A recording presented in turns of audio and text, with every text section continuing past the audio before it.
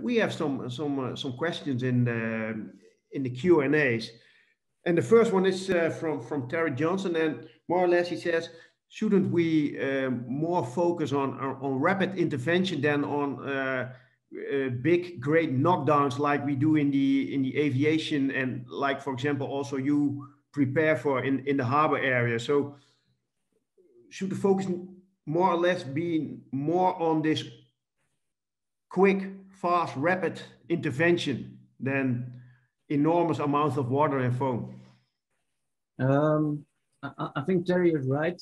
Although it's not choosing between two of these, I think it's both.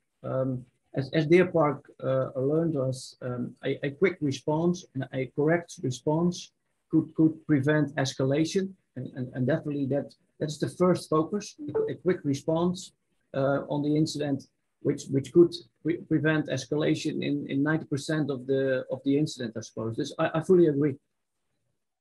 Yes, and I already heard Richard also more or less focus on this quick response, because what we have learned when we visited the Deer Park, one of the lessons was from our Dutch delegation that if there had been a quick response to the pump and to the manifold, it would have prevented a lot of let's say escalation afterwards, which was our sort of impression from this incident. Hey, Arie, I have a question myself. When your colleagues and I, when we returned to the Netherlands, we had some key issues that we learned from Richard and his colleagues. First of all, the scenarios which we might even haven't thought of in the Netherlands, and which we saw happening in Houston. But we were also pretty, let's say, amazed by the heat radiation, which in our Dutch models are pretty high near the bonfires. And we heard from accident commanders like Richard that the heat radiation near the bunt was not very high. What does that mean? Had that implications for your preparations as well? Definitely, Niels. Good question. This visit to Deer Park and the experience from Richard and his colleagues was actually a game changer. In Holland, heat radiation was calculated by computer models, which gave us distances which would lead to a fixed system. There was no option to fight this scenario with a mobile system with the outcome of these computer models. And the outcome of the computer models differed so much from the experience from Richard and his colleagues that this was really a game changer. And so we actually stopped in Rotterdam with the computer models, and we work with safety start lines. Still, you have to remember that this is a riskful scenario. It is not wise to stand next to the dike, but otherwise the outcome of the computer models is the other end. So we work with start lines actually right now. All right, thank you. I saw another question in the chat, in the Q&As, and I would really recommend others as well to post your questions in the Q&A. We have some couple of minutes, and we have Richard and Arie among us. So if you have those questions, please post them in the Q&A so we can ask Arie and Richard to answer. But one of the questions is from Prachot Kumar, and his question is: Would it affect the response time if we connect the fire water supply to the submersible pumps? Once again, Niels.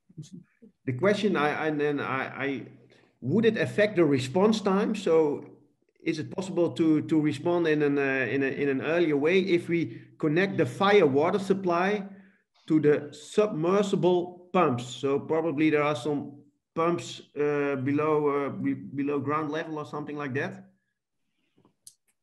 Yeah, I hope I interpret this question correctly. We work with submersible pumps who feed a foam booster and then directly to the UGV or to the fire engine. We did that with a reason. It is quickly. Although the first fire engine who arrived on the scene, of course, then the submersible pump is not there. They used the fire water supply of the plants here in Rotterdam. That is the main key. I don't know if that's a question on that's an answer on the question actually. Probably we'll never know. But I think you're hinting in the direction which I thought of as well. Richard, I see you in the discussion as well. Really, thank you. When you hear the preparations that Arie and his colleagues made in the Rotterdam harbor area, does it surprise you, or do you have some additional, let's say, takeaways for him to even improve his preparations? How do you look at his schemes that he presented? Yeah, no. So here's a couple things. So, you know, I remember the first time that we ever put the large hose that Arie talked about, the 12-inch hose. You know, we had 10-inch hose at Deer Park, and we laid a mile of it in 1997. And so, you know, we've done that several times. And I think two things is, and one of the questions earlier, I think it's kind of a balanced approach. I think we want to be very good at that initial response at 30 minutes, but we also want to be prepared to put the submersible pumps, the 10-inch hose, 12-inch hose on the ground for these larger. So, but we want to do them simultaneously, right? So if you have enough resources and you do the training where, you know, X amount of people are working on that initial response and X amount of people are preparing for that escalation. So it's not, hey, everybody's doing this, that's not going to work. And I think that was the one thing at ITC is everybody was focused on one thing, but there's multiple plans that had to be working all at the same time. So I think that's one thing. The other thing that I want to mention about areas is the use of drones. At this event, we used drones, but the incident commander really didn't know how to take that information and apply tactics based on what he was seeing. I mean, that's a game changer in the fire service. And there's so many new tools and technology in the fire service. You know, the remote robots, you know, that would have been perfect for that event as well.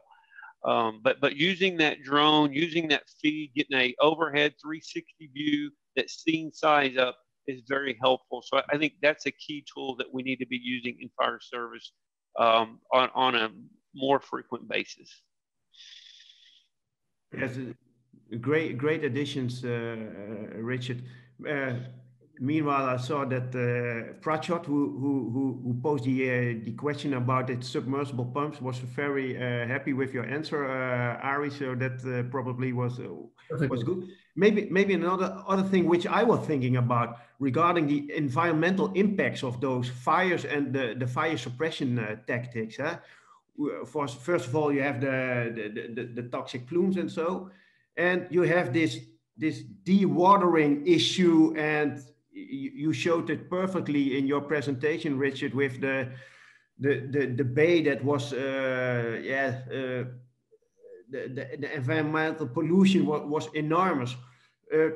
Arie, what kind of, let's say, plans do you have for environmental pollution in your area? Well, first of all, it's also a matter of responsibility. Richard, of course, is working for a company. We are a fire brigade. Actually, the experience in Deer Park did shake us up. But I must explain that this is a responsibility for the plants, more for the plants than for the fire brigades. But it was still an eye opener for us here in Rotterdam, what happened in Deer Park. And that's what I try to explain. By long lasting, it's not just a matter of extinguishing the fire, but there's also a major impact. And especially this aspect of fire is something which really needs attention and needs attention also in pre-fire plans. Yes, and I see you're confirming, Richard. It's also the the let's say the responsibility of the companies, and are they, Richard, are they all aware of these kind of responsibilities in the suppression phase of such a fire? It's just a question. I think with forums like this is how we kind of spread that. Hey, you know what? Realistically, from a business perspective, industrial, being a responsible partner, that as Arie mentioned, it's on us to develop that plan and have that in place. And I think it goes back to, as I mentioned, forums like this, sharing of information, sharing of potential. Hey, here's some plans. Industry guidance, whether it's IPCA, NFPA, of providing industry some go-by plans on how to ensure that when you have an event, that you contain it, you keep it on site, and manage it responsibly is very important. All right. Hey, Richard, I see another question in the Q&A, so hopefully we can make it clear. The question to Richard is, and I read the question, so except for the tanks involved being internal floating roof tanks, what else sets Deer Park apart to similar dike plus multiple tanks involved incidents that occurred over the past years in the world, like for example Brazil, India, Ukraine, Libya? What kind of specifics were there involved in the Deer Park accident scene? I think if so some of those events I'm familiar with, some of them I'm not. If you look at typical, most tank fire events are, the cause of a tank fire event is a lightning strike or something like that, where it's contained to one. Where you typically see multiple tank fires, I'll suggest it's a result of an overfill of a tank, such as Buncefield, or a tank leaking, and then you had basically an explosion or an overpressure that caused the escalation of the event. Where I think this difference is, you had a piece of ancillary equipment, the pump, being inside the bun right next to a tank, and it really started at that pump and escalated to the bun fire, which caused the escalation of the 11 tanks. So for me, that's a little bit different scenario than the overfill of tank with that vapor cloud explosion, which resulted in multiple tanks. Great. I think this is a great answer. And I think a final question before we go to the, let's say, to the short break, and I hand over to Philip.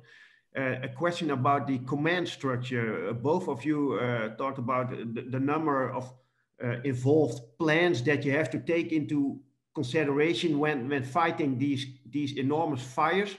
Arie, did you have special command structures for these enormous fires, and taking into account all these aspects like environment, fire tactics, pollution, foam management, dewater management? How did you organize that in your organization?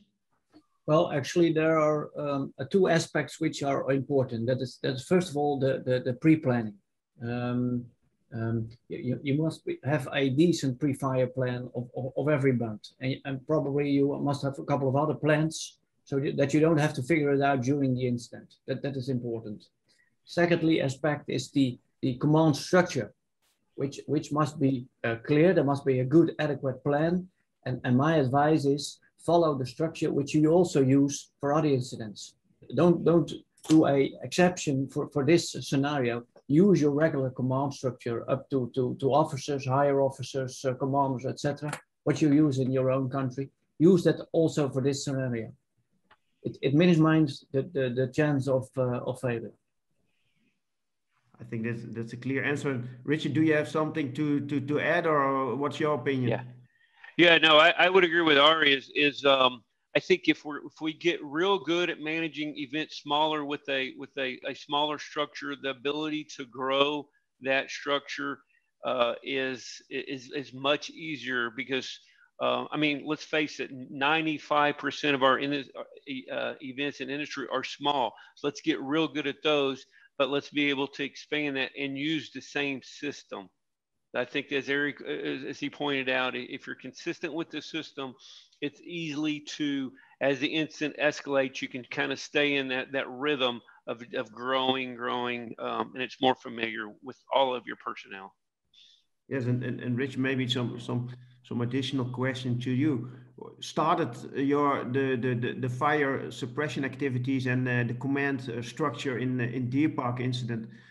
Was this also sort of small structure that evolved in time, or was there this whole SEMA construction that even further evolved?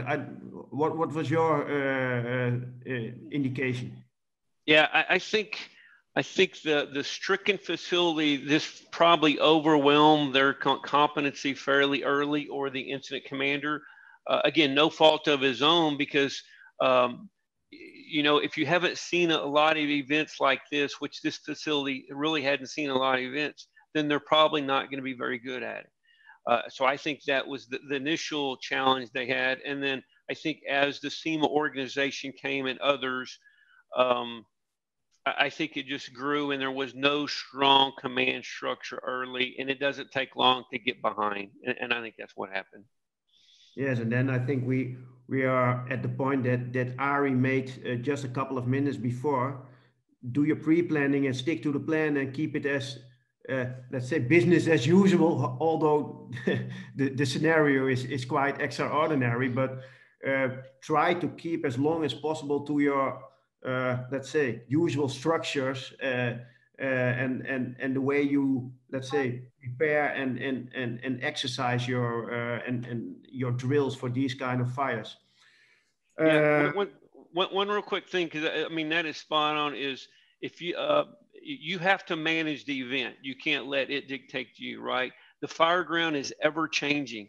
So every 5 or 10 minutes, if the fire is changing, you got to be making tactical decision changes as well to keep up with it.